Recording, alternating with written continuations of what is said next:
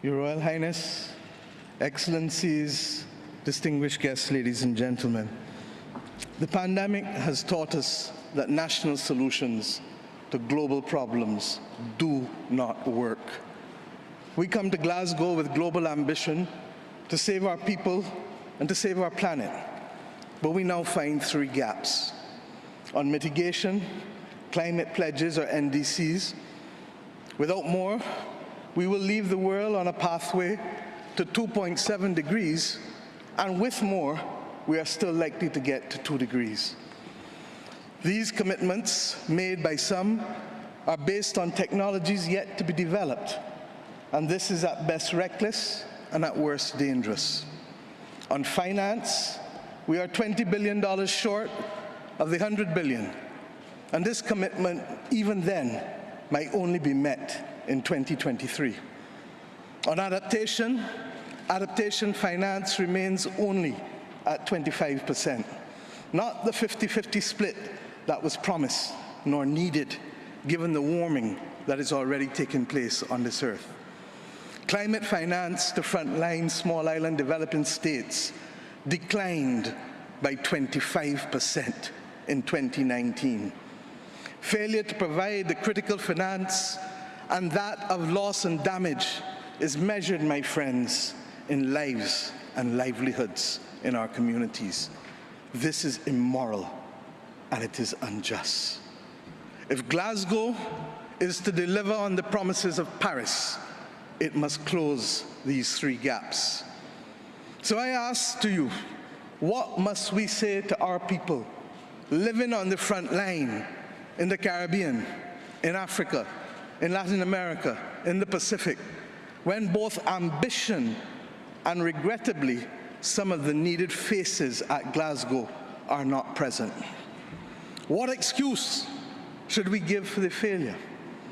In the words of that Caribbean icon, Eddie Grant, will they mourn us on the front line? When will we, as world leaders across the world, address the pressing issues that are truly causing our people angst and worry, whether it is climate or whether it is vaccines? Simply put, when will leaders lead? Our people are watching, and our people are taking note. And are we really going to leave Scotland without the resolve and the ambition that is sorely needed to save lives and to save our planet? How many more voices and how many more pictures of people must we see on these screens without being able to move? Or are we so blinded and hardened that we can no longer appreciate the cries of humanity? I have been saying to Barbadians for many years that many hands make light work. Today, we need the correct mix of voices, ambition, and action. Do some leaders in this world believe that they can survive and thrive on their own? Have they not learned from the pandemic? Can there be peace and prosperity if 1/3 of the world literally prospers and the other 2/3 of the world live under siege and face calamitous threats to our well-being? What the world needs now, my friends, is that which is within the ambit of less than 200 persons who are willing and prepared to lead. Leaders must not fail those who elect them to lead. And I say to you, there is a sword that can cut down this Gordian knot, and it has been wielded before. The central banks of the wealthiest countries engaged in $25 trillion of quantitative easing in the last 13 years. 25 trillion. Of that, 9 trillion was in the last 18 months to fight the pandemic. Had we used that 25 trillion to purchase bonds, to finance the energy transition, or the transition of how we eat, or how we move ourselves in transport, we would now today be reaching that 1.5 degrees limit that is so vital to us. I say to you today in Glasgow that an annual increase in the SDRs of $500 billion a year for 20 years, put in a trust to finance the transition is the real gap, Secretary General, that we need to close, not the 50 billion being proposed for adaptation. And if 500 billion sounds big to you, guess what? It is just 2% of the 25 trillion.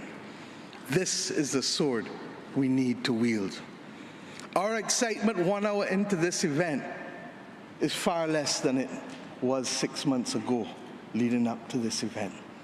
Can we, with those voices and these speeches from Sir David and others, find it within ourselves to get the resolve to bring Glasgow back on track?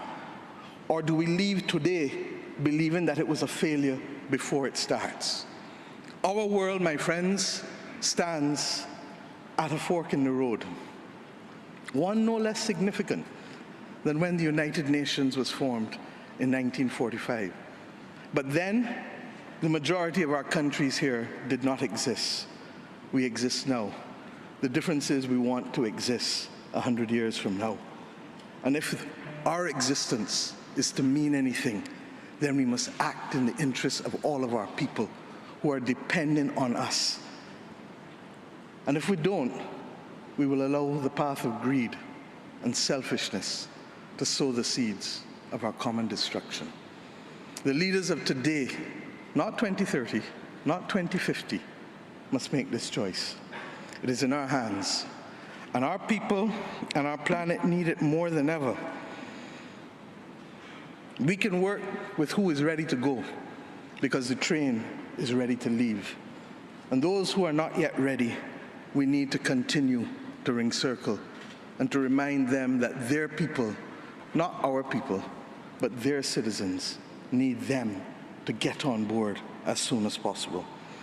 Code red to the G7 countries. Code red to the G20.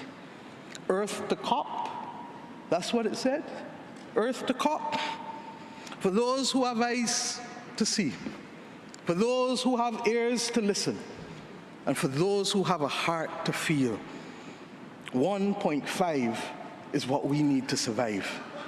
2 degrees, yes, SG, is a death sentence for the people of Antigua and Barbuda, for the people of the Maldives, for the people of Dominica and Fiji, for the people of Kenya and Mozambique, and yes, for the people of Samoa and Barbados. We do not want that dreaded death sentence. And we've come here today to say, try harder,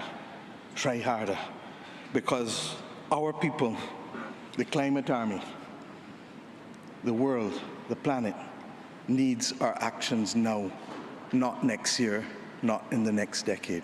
Thank you.